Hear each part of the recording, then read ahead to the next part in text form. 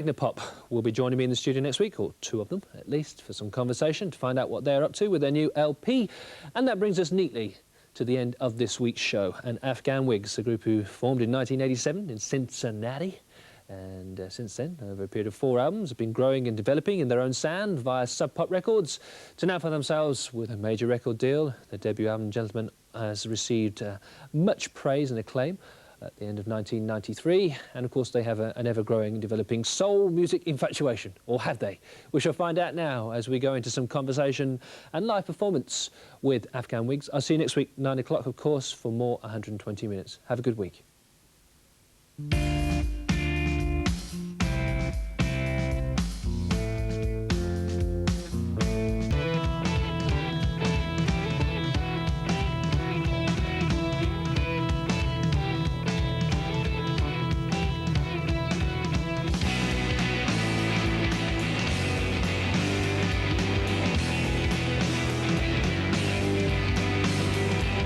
I met Rick, our guitar player, in jail.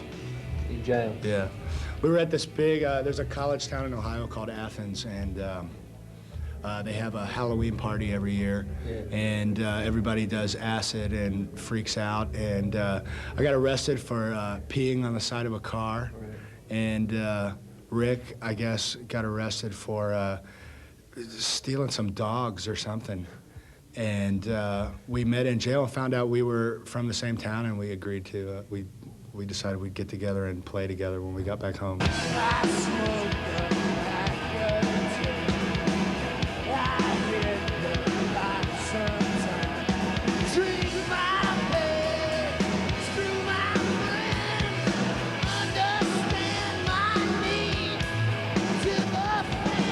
I can't really say where I met John because he was involved in illegal activity when I met him.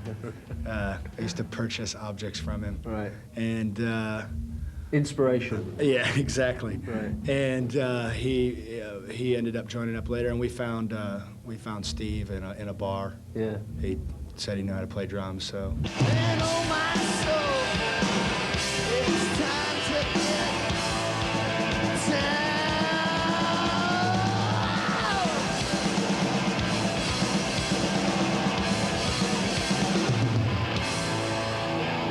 The reason why we play so loud and crunchy is because, I mean, I'm not really that great of a guitar player, so the louder I play, the better it feels. Yeah, the better it feels and the less mistakes you can pick up. Sister, I'm your brother now. Be your home, you'll be my soul. I'm your brother now. I'm your brother now. And this will turn on. I just hope you don't turn out like me. I don't know what we're gonna do, you know? I mean, we have, you know, Sub Pop, they're our friends, and, you know, when you start talking about, that's something that I haven't been able to sit down and sort through yet. So I'm not opposed to doing something with a bigger company. You know, if it means that more people get to hear your band, because, you know, let's face it, if you get in a band, you know, do you want to play for 30 people or do you want to play for 3,000 people, you know? I mean, some people want to play for 30 people. I'm not one of those people. Don't forget the alcohol. Ooh, baby. Ooh, baby. Don't forget the alcohol. Ooh, baby. Ooh, baby. Don't forget the alcohol. Ooh, baby. Ooh, baby. The Afghan Whigs. Cincinnati, Ohio. Yeah, they are totally one of the greatest bands on the planet. Very big fans of soul music. They spend a lot of time on their videos, as a matter of fact. I mean, Greg Dooley, who is the singer from the band, basically has spent, I would say he spends as much time conceptualizing, you know, video-wise, as he does, like, writing the music. Yeah, I think in the next few years, out of all the new bands that are coming out of the States, you're going to see some of the more brilliant videos.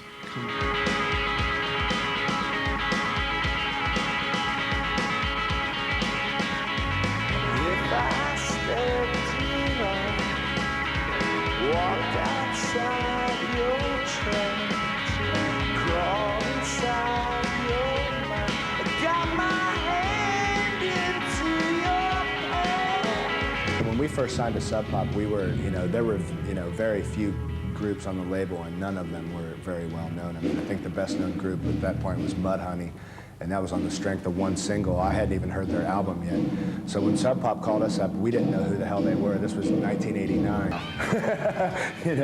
I mean, that's about as honestly as I can put that. I mean, it's actually, luckily we were able to make money on the road. The last year and a half we were on Sub Pop, so we were able to support ourselves as musicians. But the thing that it did for us most was allowed us to make the kind of record that we had been wanting to make for a long time, and we're, constrained by, being on Sub Pop, who were great to us. I mean, I'm proud to be to have been associated with them, but they had limited resources, and I think our grand ideas were bigger than their resources, so we sort of needed to stretch to be able to do what we're doing now.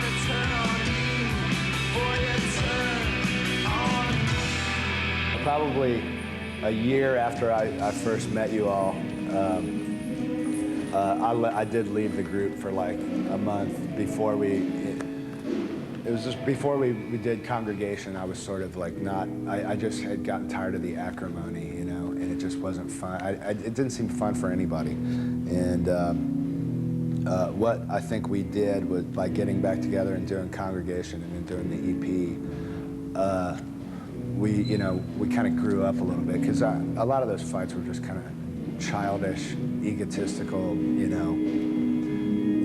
ego clashes that just were stupid. I mean, I think we realized that, the four of us together are a lot better off than the four of us apart. So, and plus, we really do like each other in this real strange, dysfunctional way anyway, so.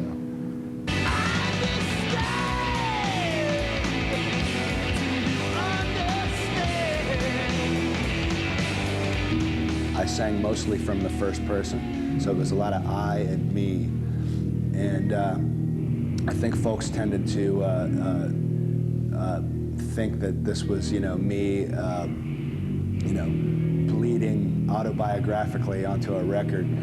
Number one, I've never written a 100% autobiographical record. Anybody who does, I don't think anybody's nobody's life is that interesting to fill up 45 minutes of just going on about how miserable life is, I was using more observations and, inspirations from books and movies, and as well as part of me, it was, anything I could grab to sort of create this mood that we were trying to create with the album. Because it was the first time, instead of just putting 10 or 12 songs on a record, we were trying to, record a piece of music that had a beginning, a middle, and an end.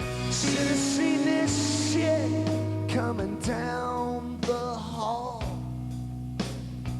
Every night I spent in that bed with you facing the wall. If I could've only once heard you scream, to feel you were alive instead of watching you abandon me. You're sick.